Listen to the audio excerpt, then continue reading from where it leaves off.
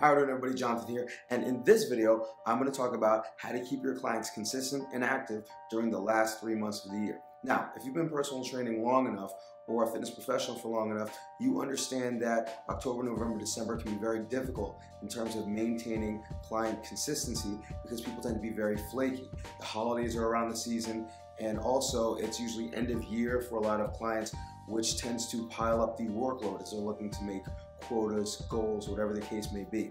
So stress levels are pretty high for the clients, and there's lots of opportunities to cheat in terms of their nutritional habits, as the main way to relieve stress for a lot of people is comfort foods. And we are about 3 weeks removed from Halloween. We've got about 10 days until Thanksgiving, and we've got about a month until the Christmas, Hanukkah, Kwanzaa season. So there's going to be a lot of opportunities for your clients to cheat, and with family coming around and with all these responsibilities with school and vacation and work, they tend to put fitness on the back burner. So I'm going to give you 4 tips on how to keep your clients a little bit more consistent, and also to make sure that they don't fall off the wagon in terms of all the progress that they may have made throughout the year nutritionally. Now, let's speak specifically to their eating habits. When it comes to this time of the year, especially with Thanksgiving coming up, you have to understand that you don't want to get into a fight that you can't win. I'm in the habit right now of talking to my clients, and I've been doing this for the last 4 weeks, letting them know that Thanksgiving is right around the corner, and when it comes to me, getting on top of them with their nutrition, they have their Thanksgiving day to themselves. No holds barred, do whatever you want to do. I'm not going to stop you. Live it up, enjoy it, and then eat whatever you want. That's essentially what I'm telling my clients. And the main reason that is the case is because I know most people don't have the kind of restraint that you might have, or that I might have. Not a lot of people are getting ready for a competition. They're not bodybuilders, not competitive athletes. So while they may go into Thanksgiving with the intention of eating healthily, you have to understand the amount of peer pressure will be doubled, tripled, quadrupled by family, and you're not going to be there. So when people don't understand your goal in terms of nutritional habits, you understand as a trainer that you can say no and maybe people get it, but when you just start a nutrition program like your clients are doing, they may be a little bit less inclined to say no because it's family, it's a holiday, and it's a pretty big holiday. So I understand, there are things that come along where I press my clients to make the best decisions possible.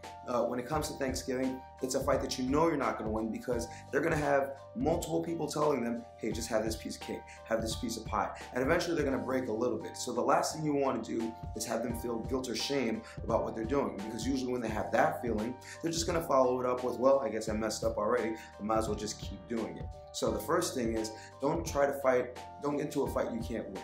All right, if you know that your clients are going to be eating on Thanksgiving, give them that Thanksgiving. For Christmas or whatever, give them that day. For Halloween, they're going to eat candy, so don't freak out about it, because clients don't like when you judge them, all right? When it's something that, is just so beyond the control, or the peer pressure is so heavy, especially if they're usually pretty good throughout the year.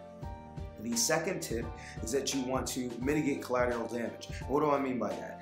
I'm not so much concerned with Thanksgiving dinner per se. What I'm concerned with is the fallout after Thanksgiving, the leftovers. People make these ridiculous meals with leftovers from Thanksgiving. You'd be surprised what you can put together with a turkey, some turkey, some stuffing, some potato salad, and gravy. You can put that all into a sandwich. I actually do that myself. That's how I know. So your clients might do the same thing, and your main goal is to make sure that this doesn't continue on a week, 2 weeks, 3 weeks past the holiday. So when it came to Halloween, I understood that my clients were going to eat some candy, but my first objective for them after Halloween, find a way to give it away. Bring it to work, or bring it to the gymnastics facility, let the coaches eat it, or give it to the dentist. A lot of dentists tend to take candy for free to decrease the amount of sugar the kids are taking in.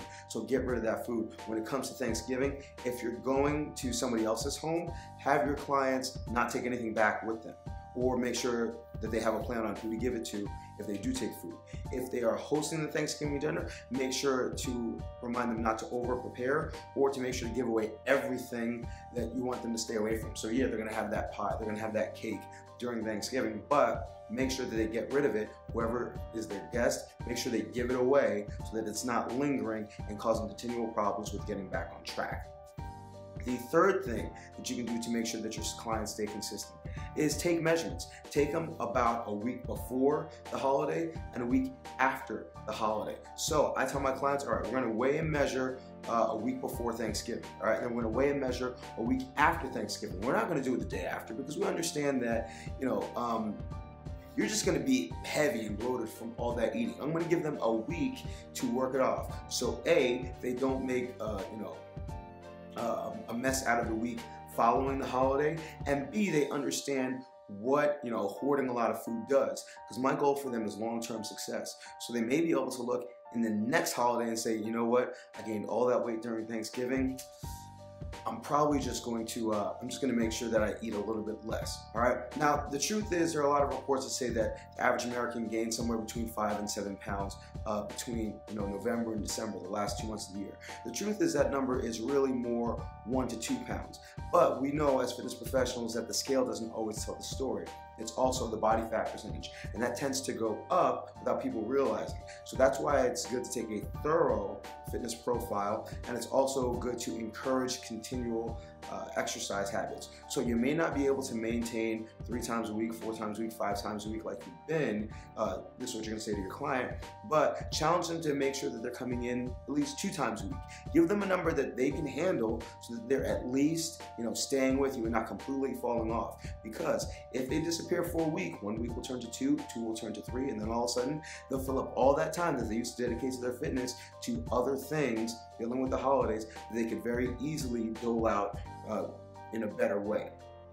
The fourth tip is you want to go from challenge to challenge. So a week after Thanksgiving, I understand Christmas is then going to be 3 weeks away. So what am I going to do? I'm going to issue another challenge. We're going to put together a 3-week, weight loss challenge from the end of Thanksgiving up until Christmas to make sure that they stay on task. And then what happens Christmas Day? Do whatever you want. I'm not going to judge you. It's just that we're going to get back on track because we're going to do another 6-day challenge before the new year, because New Year you're going to do whatever you want. So you have to understand. Let's take Halloween, Thanksgiving, Christmas, and New Year's. Christmas, Hanukkah, Kwanzaa, whatever you tend to celebrate. That's 4 days, all right? Spread over October, November, December, and let's say the first half of January. That's really one bad cheat day a month. And if your client is doing one bad cheat day a month and they're staying on task outside of that, that's pretty good. So you want to make sure that you support your clients and you understand the time of the year. I know that I can get crazy. I'm the type of person that will go to a Thanksgiving dinner and say, just give me some broccoli, give me some turkey, and I'll be fine. But not everybody's going to be like that. So you want to make sure to encourage your clients. You want to make sure that they don't feel that you're disappointed with them, and you want to make sure to stay engaged with them. You want to make sure that they're meeting some minimum amount of exercise, because if they fall off for a week, 1 week will turn into 3 months very easily. So stay on top of your clients, run these contests, and if you're looking for a very easy way to take measurements, I always recommend get the FitPro Calculator. Go to www.fitprocalculator.com. It's a very easy way to manage your clients, to take measurements accurately, to explain to clients where they are and what they need to do to get to their end goal. So that's about it. I hope you found this video helpful. Remember, if you have any questions or comments, comment below. As always, add me as a friend on Facebook, follow me on Twitter, and subscribe to this channel. Stay tuned, and remember, if you ever have any questions on videos, send them my way. It might inspire a new video for YouTube. So remember to eat healthy, hydrate, drive safe, stress levels low, get rest, don't slap anybody, love your clients, they'll love you back. I will see you all tomorrow or the next day, and you have a good one.